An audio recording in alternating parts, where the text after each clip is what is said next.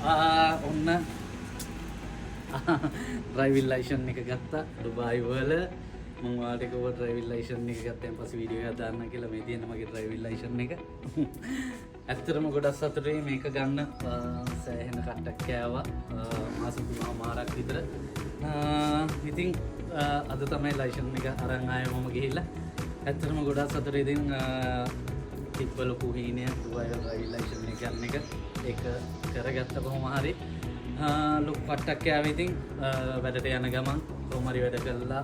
ආයි 12ට එකට විතර කියලා ක්ලාසස් වලට ගිහිල්ලා කොහොම හරි ඉතින් ටෙස්ට් ෆේල් වුණා. සමහරක් ඒවා පාස් වුණා. ඒ හැම බාධකයක් හැම එකක්ම බාධක මැද්දෙන් කොහොම හරි මේතනට ආවා. මේක ඩුබායි වල ඩ්‍රයිවිං ලයිසන් එක කියන්නේ ඉතින් ඇත්තටම ඩිග්‍රී එකක් ගත්තා කියලා මේක මාර ලොකු ඔපචුනිටි එකක් අපේ ලයිෆ් එකට.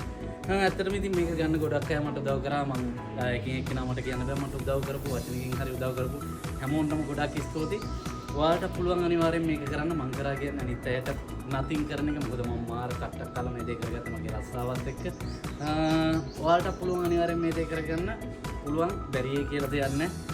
ගන්න ඉක්මනට ලයිසන් එක ගත්තොත් ඔයාලට මොකක් හරි දෙයක් කරගන්න පුළුවන්. ලයිසන් එක ගත්තාගෙන ඊට පස්සේ එතනින් යහක් තියෙනවා ලොකු දේවල් ටිකක් ඊට පස්සේ.